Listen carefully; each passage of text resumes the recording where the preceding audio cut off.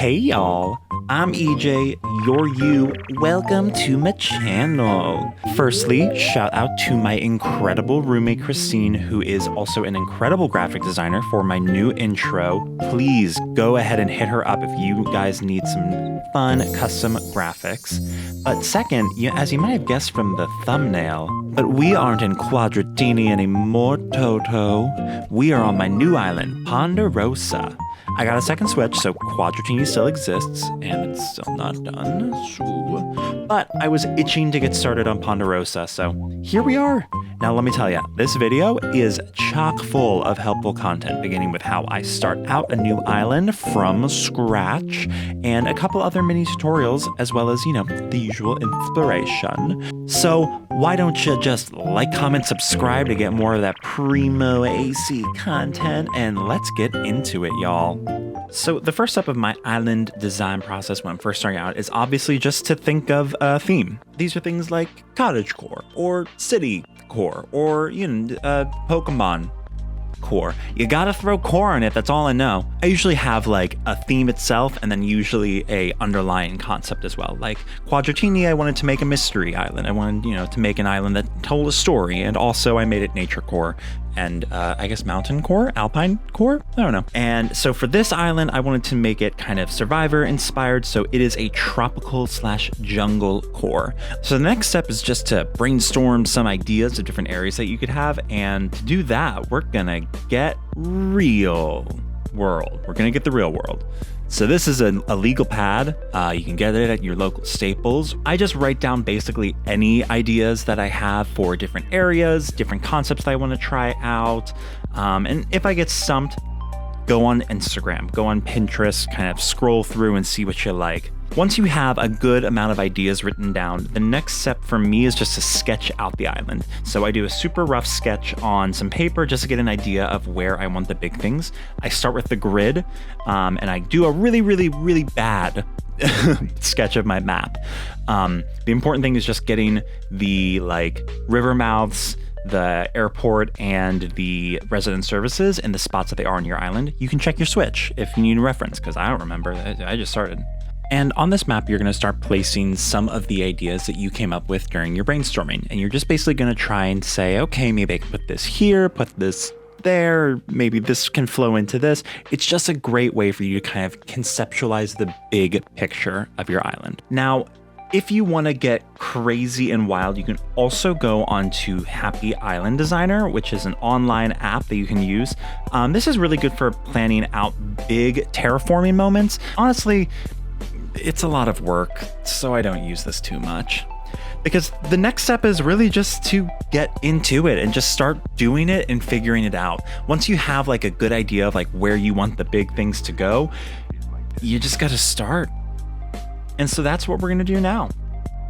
So today we are going to be starting the Ponderosa speed builds with our entrance speed build. So I'm going to be perfectly clear with you guys. I had zero plan for this. I knew that I didn't want to make it like the Quadratini one. I knew that I still wanted to have a diagonal bridge. So I said, okay, I'm going to orient it the opposite way. Instead of going up and to the left, it's going to go up and to the right. Perfect.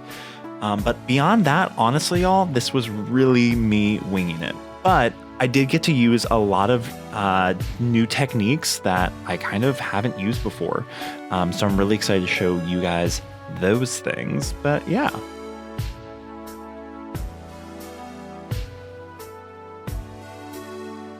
So I first had this weird idea to put a single block of river that you have to hop over to really make it feel, because we're going for a Junglecore, Tropical core, so I wanted to feel jungly, I guess.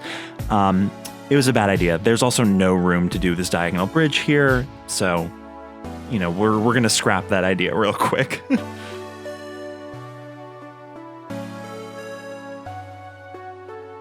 So to make room for the diagonal bridge, I realized that I really needed to extend out the walkway until you got to the diagonal bridge, to actually leave room for adequate river space.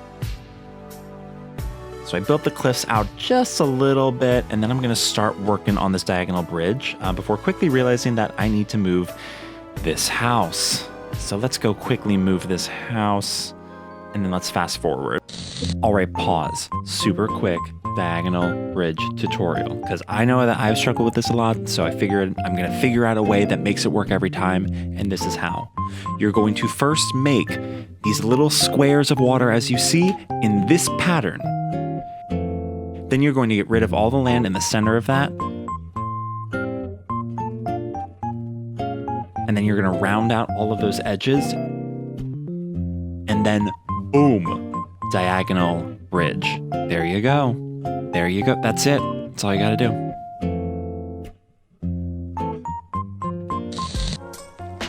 So with our diagonal bridge built, we're just going to extend out the river just a wee bit in both directions, of course.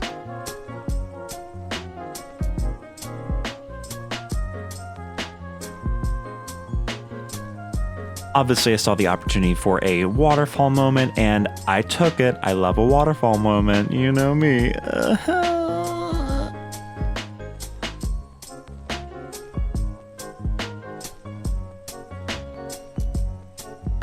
Now, up on this ledge, I thought this would be a great opportunity to put a lot of greenery, make it feel very forested and natural just from the moment you walk in.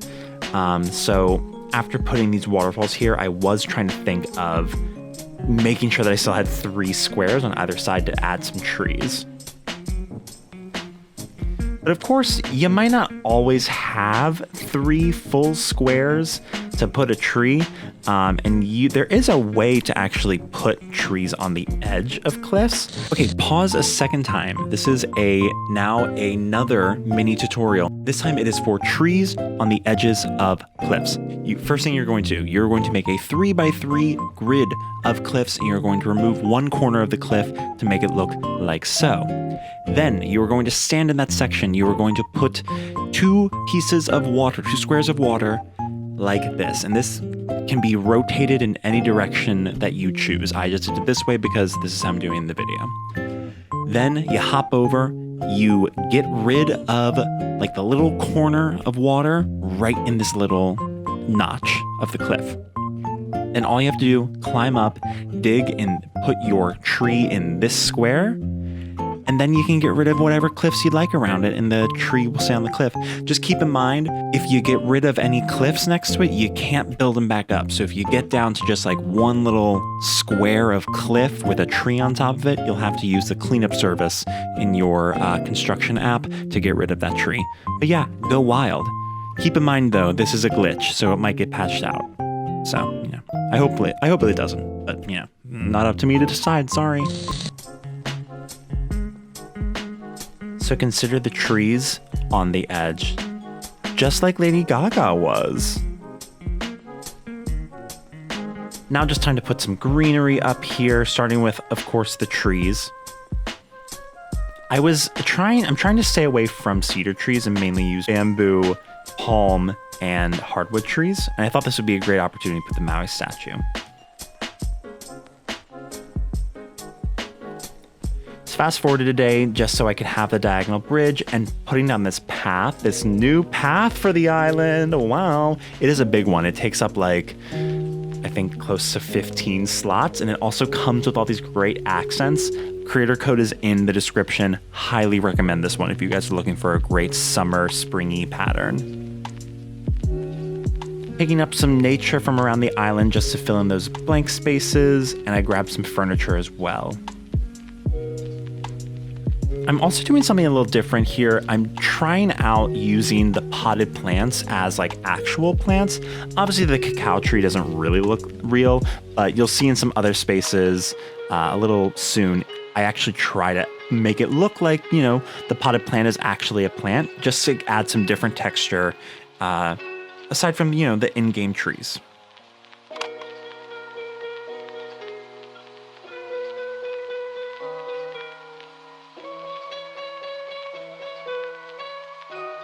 So I'm going to move all of these little things here. I have all this random crap around my island because I was trying to get to the 3 stars so I could unlock terraforming. So I just put literally every single piece of furniture that I could get out on my island so I could get the 3-star rating. It worked. I got 3 stars in like a week of playing the game. I time traveled a lot, don't worry. Yeah, so now I'm actually going to fill in this area with nature. Lots of bushes and flowers. These are some flowers from my old island. I didn't just get green mums willy-nilly in my first week of playing Animal Crossing, don't worry. And I am also trying something different with this build, and I'm trying to fill in basically every square with a custom design.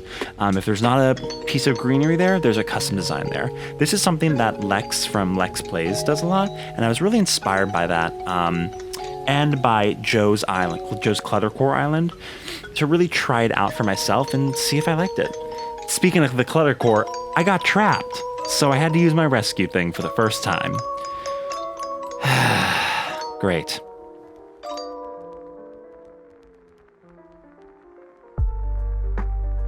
Getting back to it though, we're gonna start extending this path a little bit. I'm not sure how I want the rest of the island to flow, so I really just left that path there. And then once I was looking at it, I was like, this is nice, this is cute, but it feels a little empty on that one right side. So I decided to make another cliff area over here to really just kind of balance it out and make it feel like the entrance itself is very secluded. So that way, once you actually go into the rest of the island, it's like, ooh, wow, opening up. Ooh, look at this. It's an island. I don't know what that voice was, honestly. And that's what you get when you record voiceover at 3 a.m. Woo! So I'm going to be honest with you guys. It's a pretty similar process from the other side of this. So I might just skip ahead through all of this.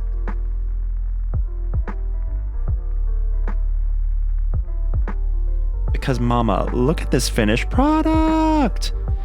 I am so excited. The entrances for me always feel like the testing ground for the design principles that you're going to use throughout the rest of the island.